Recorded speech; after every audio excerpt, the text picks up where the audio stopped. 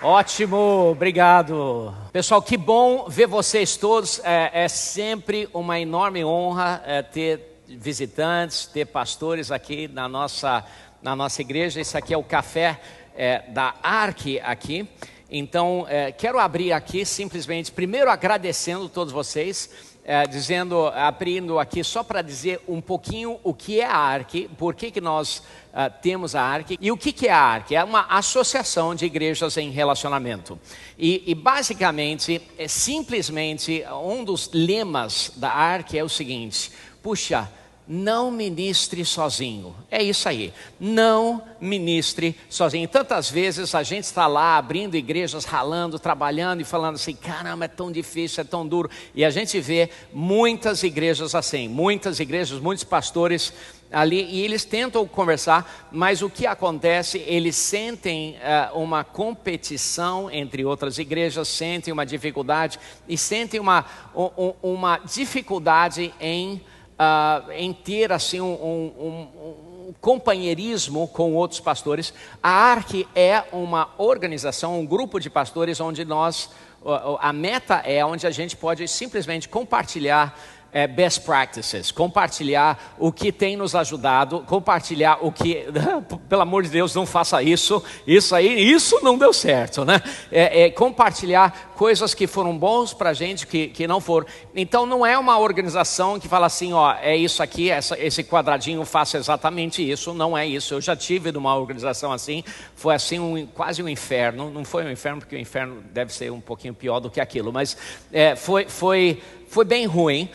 Mas é uma organização onde a gente simplesmente compartilha. Então, ontem à noite, um pastor perguntou para mim: puxa, como é que vocês fazem seu palco? Eu fui na igreja dele e eu falei: se eu fosse refazer seu palco, eu colocaria uma barra de ferro perto do teto, eu colocaria 15 lâmpadas par 64 DMX, interligaria com o computador, e eu colocaria uma outra barra de ferro 2 metros para frente do limite frontal do palco, e eu colocaria 20 canhões simples com par 38 com cor 2700 a 3000 Kelvin, e com um dimmer.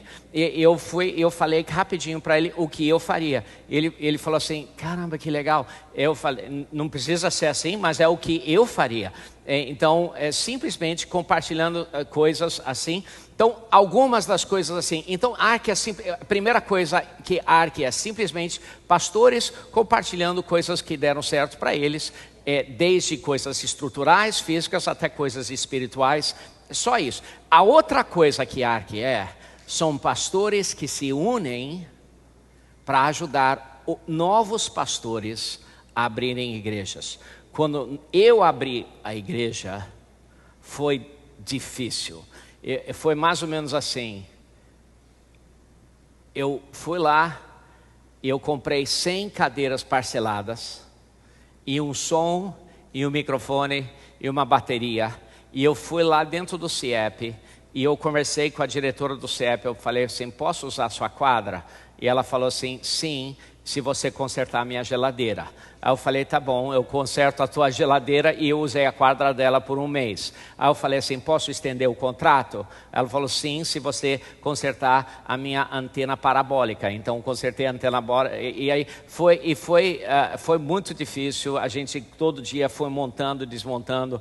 E foi muito difícil. E aí demorou 15 anos para começar a pegar um embalo, para começar a realmente crescer a igreja. Se a gente pudesse assim cortar fora aqueles 15 anos de um novo pastor e botar ele para avançar um pouquinho mais rápido, puxa, não seria bom para o reino de Deus? Então, eu não quero ser aquele tipo de pastor que fala assim: puxa, eu ralei, ele vai ter que ralar também. Então, isso não é a atitude da Ark. A atitude da Ark é: puxa, eu ralei para que os novos não tenham que ralar tanto. né? Então essa é a atitude da Arca. Então, se você quiser fazer parte de algo assim, a Arca é isso. Então pode falar com o apóstolo Eduardo, comigo, com outras pessoas que estão aqui, pastor Aloísio e outros. Nós estamos aqui para simplesmente abençoar a sua vida. Agora, eu trouxe uma palavra, eu estava orando sobre o que compartilhar com vocês. E eu olhando aqui para vocês, tem muito teólogo aqui. Muita gente super estudiosa, então eu decidi assim, eu não vou pregar uma mensagem teológica aqui para vocês, eu não me ouso.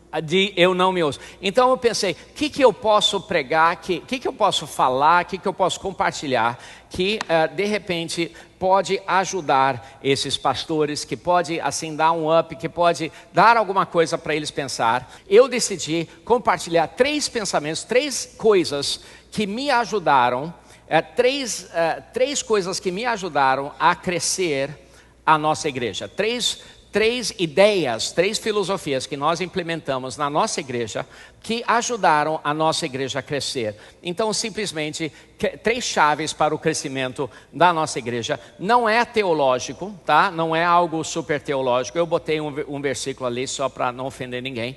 Mas são ideias que para ajudar a sua igreja a crescer. Se você gosta, ótimo. Se você não gosta, come mais um pão de queijo depois, tá bom? Mas a primeira ideia é o seguinte, e você talvez ache que é óbvio, mas tantas igrejas não fazem isso. A primeira ideia é o seguinte: pessoas novas ganham pessoas novas, tá? Pessoas novas ganham pessoas novas. Por que muitas igrejas não crescem? É porque não tem pessoas novas. E eu sei que parece tão óbvio, mas não são as pessoas antigas que ganham pessoas. E na nossa igreja,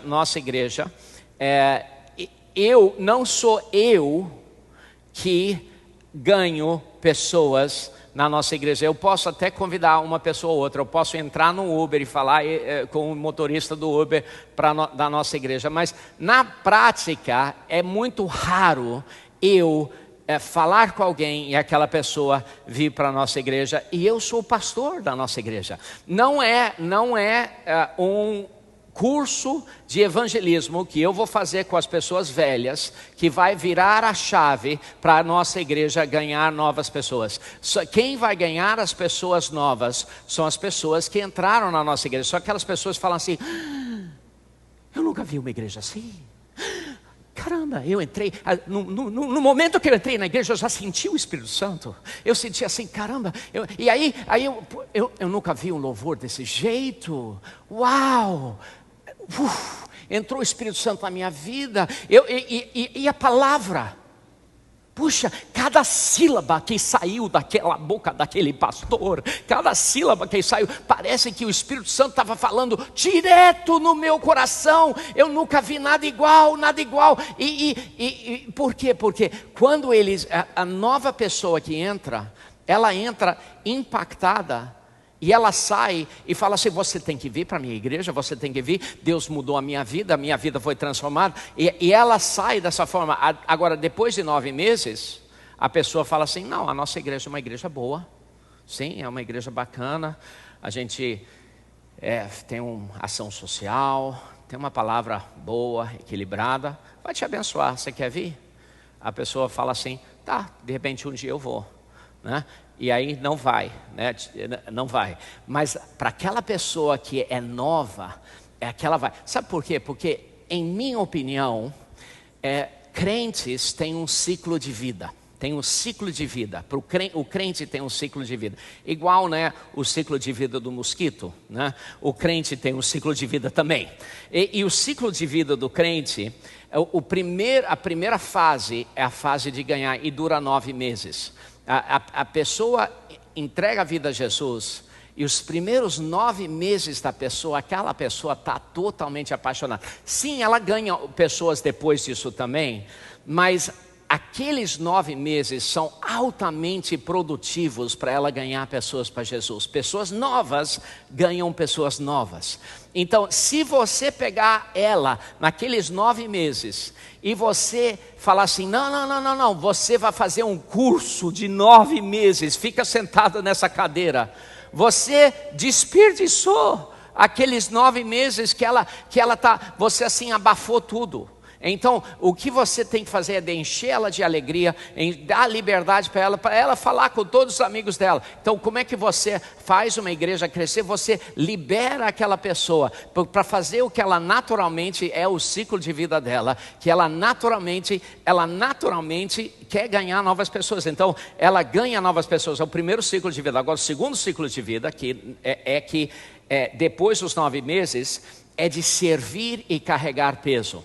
Depois dos 9 meses, aquela pessoa dos primeiros 9 meses, ela não consegue carregar muito peso, ela não sabe das coisas, ela está lá, ela pode até servir na igreja, abraçar alguém na entrada tal, mas ela não consegue carregar um peso, ela não tem muito compromisso, ela simplesmente, quer compartilhar a alegria da salvação dela.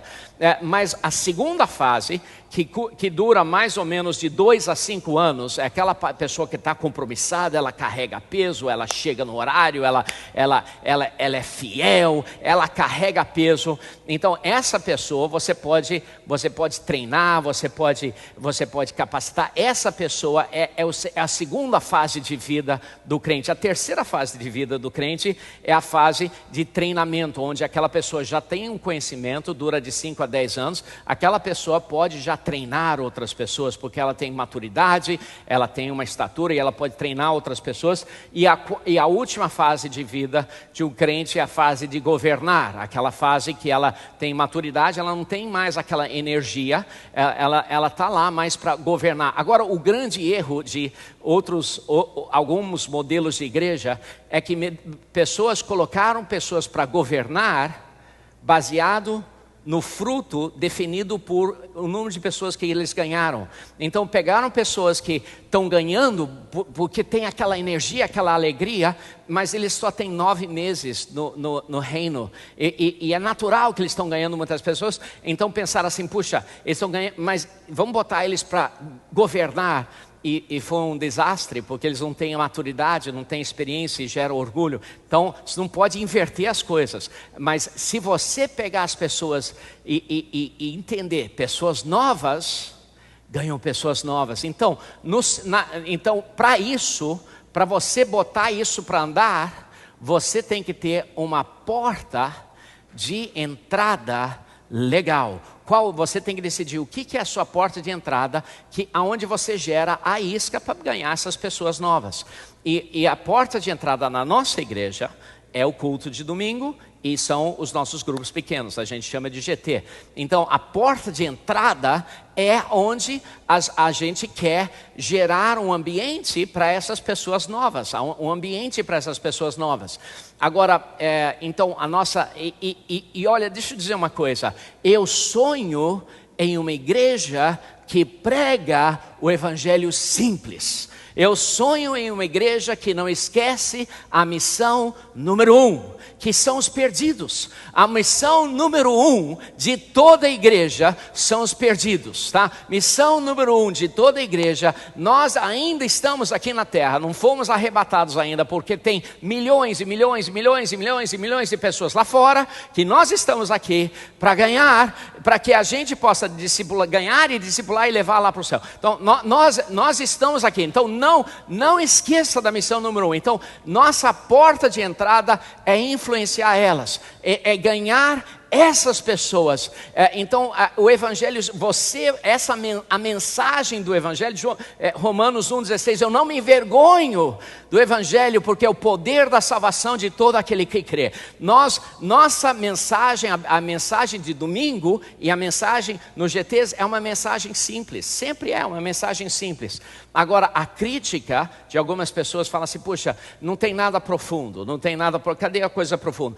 Por que essas pessoas fazem essa crítica? Pessoas fazem essa crítica porque eles equivalem o culto de domingo com igreja. E o culto de domingo não é igreja. O culto de domingo é o culto de domingo, é a porta de entrada. A igreja é muito maior do que o culto de domingo. O culto de domingo é a porta de entrada, onde nós celebramos vida, onde nós ganhamos pessoas, onde nós celebramos, onde a gente come o feijão e arroz e bife acebolado e a gente celebra. Então, o culto de domingo, se a gente começar a pregar coisas profundas, a gente vai ganhar teólogos que gostam disso e a gente vai ficar pregando para teólogo. Então, eu não quero ganhar teólogo, deixa eles nas igrejas deles, tá? Eu quero ganhar os perdidos, que é a missão número 1.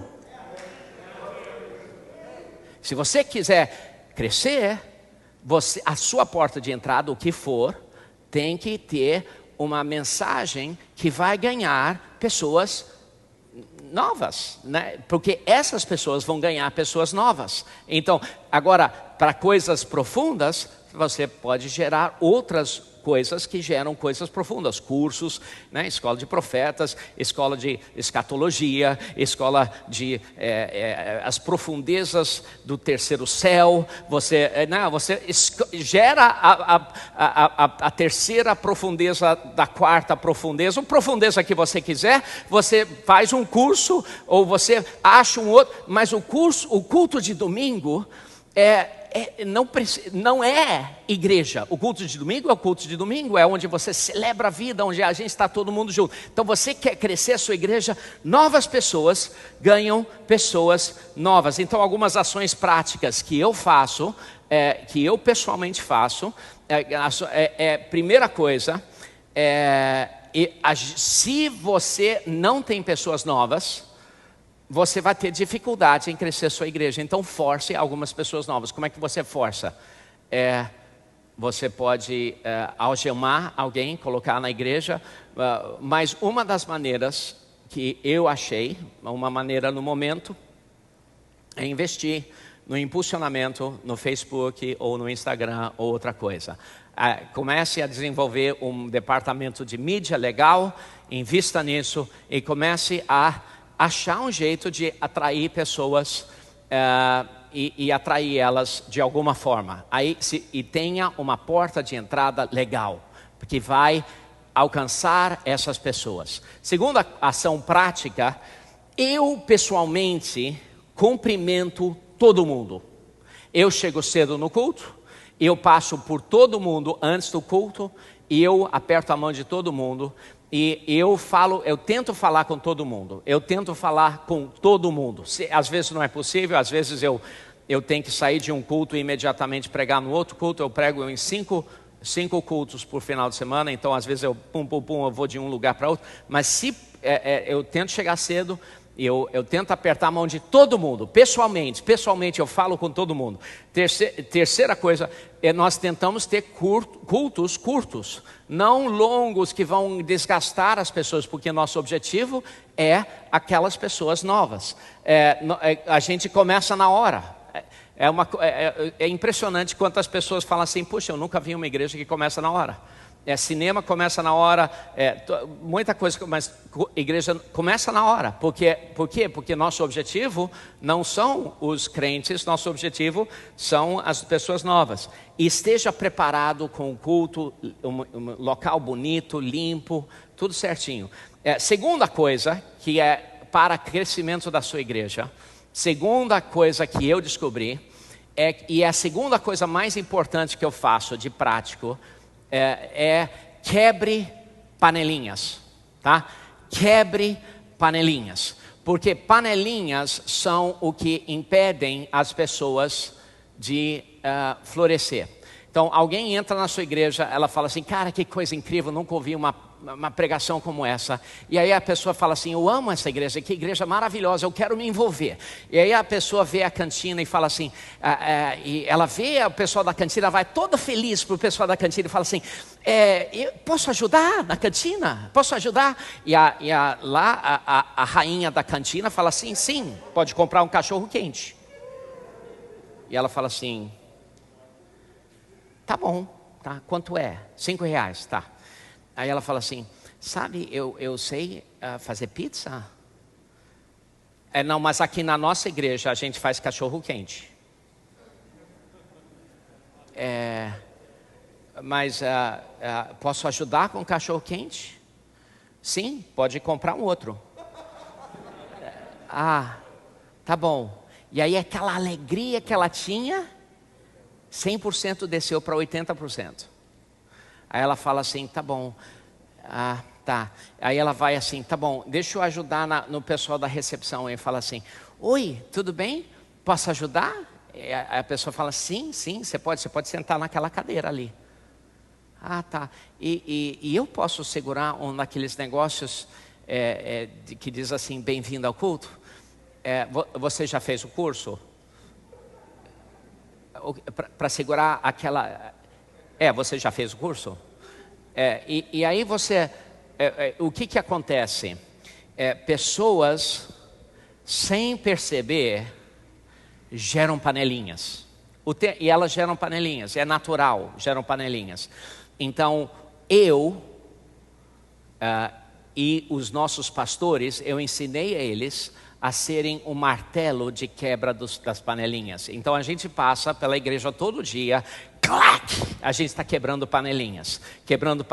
A gente entra lá, clac, e a gente fala assim, querido, tá bom, agora você não é mais a líder da cantina, agora é ela. E a gente, no início, puxa, foi assim um chororô na nossa igreja, mas se você não fizer isso, você não vai crescer.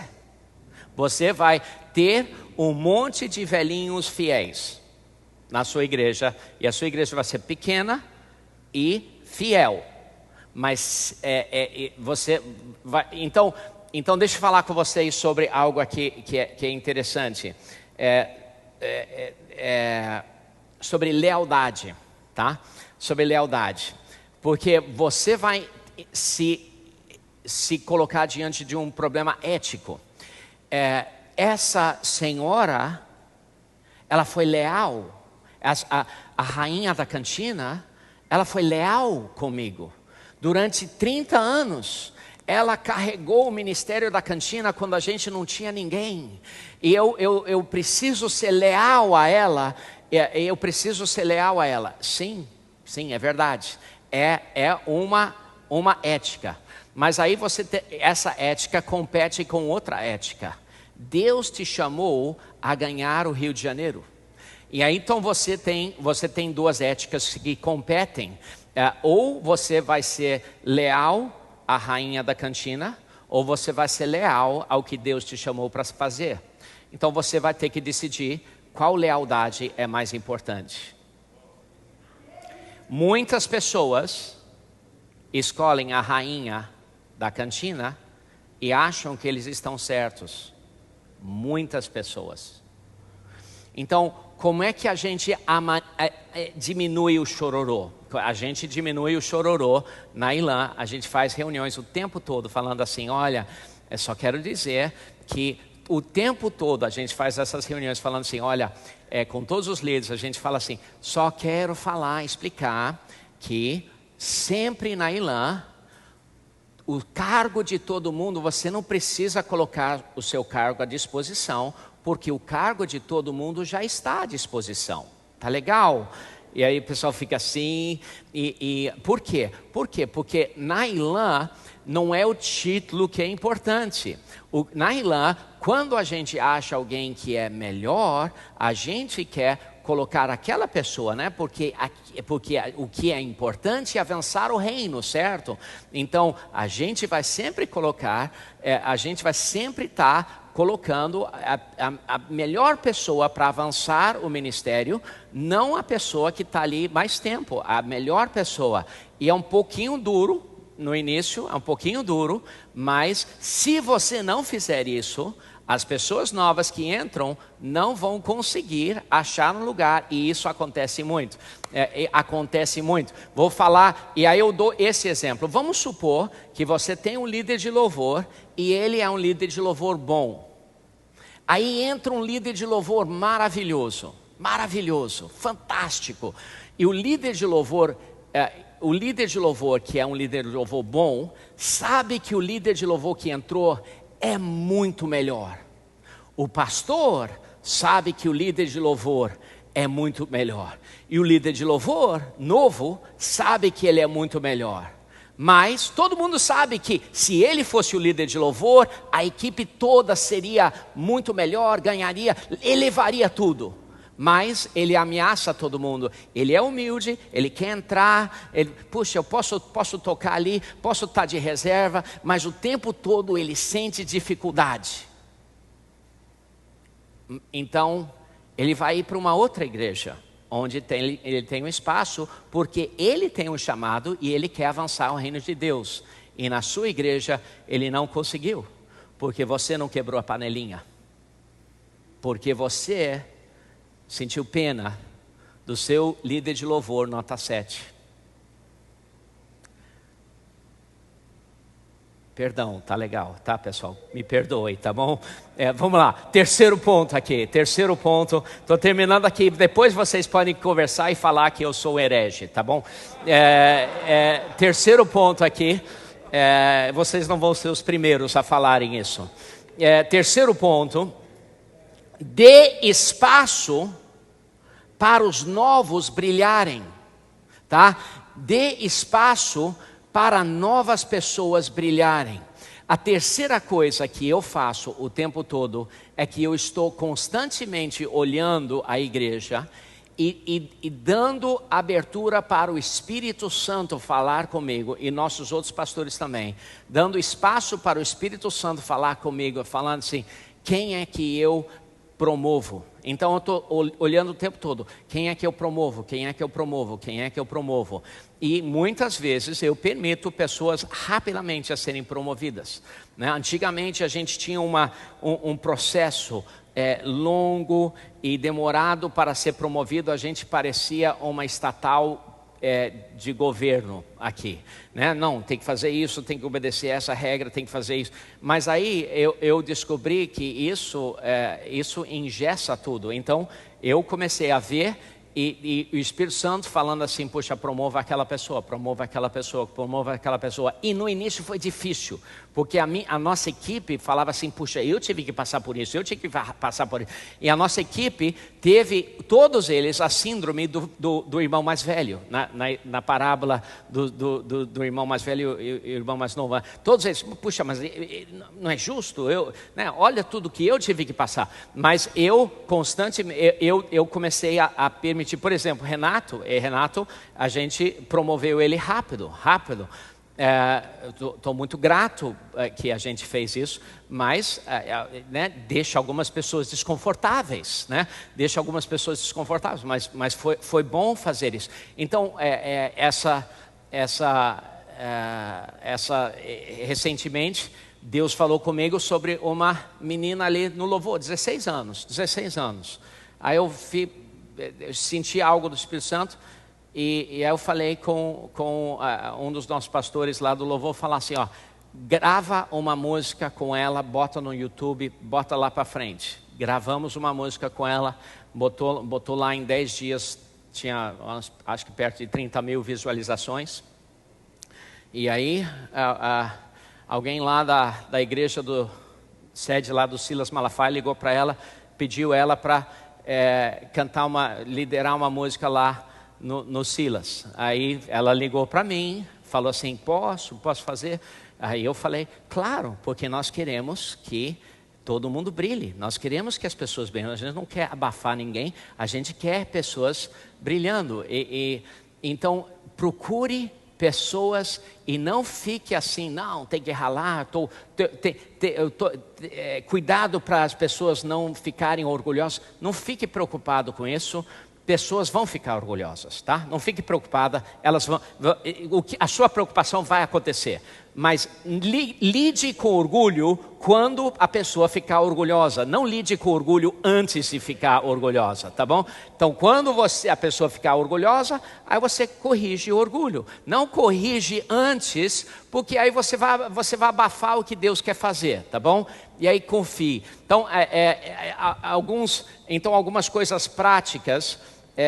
Eu constantemente reconheço os nossos voluntários. Eu tenho alguém lá que estaciona meu carro e me ajuda a sair, porque eu chego na igreja em cima da hora, em alguns dos cultos, Em alguns dos cultos eu chego depois de 20 minutos de ter iniciado a igreja, então, o culto, porque eu venho de outro culto, aí eu chego em cima da hora mesmo, para subir e pregar. Então, alguém está guardando o meu estacionamento e alguém eles até param o trânsito, é um negócio até esquisito, né? Mas aí eu nem sei o nome dessas pessoas às vezes. Mas aí eu parei, eu falei, poxa, obrigado pelo que você faz. E coisas assim, reconhecendo indivíduos, tirando algum minuto. É a mesma coisa que você falar com todo mundo no culto, você falar com seus voluntários e reconhecer eles, faz uma diferença enorme. Reconheça os seus voluntários. Permita o Espírito Santo falar com vocês nos cultos e mostrar para vocês pessoas que vocês podem promover. E aí, não esperem muito tempo. Promova eles, porque não deixa o fruto amadurecer e apodrecer. Pode promover, puxa, promova aquela pessoa, bota aquela pessoa no louvor, levante ela, porque isso vai quebrar as panelinhas, né? Porque muitas vezes o líder de louvor não vai querer promover. Fala assim, não, bota ele, bota ele no violão, força isso, porque vai dar uma sacudida aí. E faça a reunião com os líderes, onde dá você como pastor acesso direto para que você possa desestruturar as panelinhas. Só algumas ideias aí para vocês. Ok.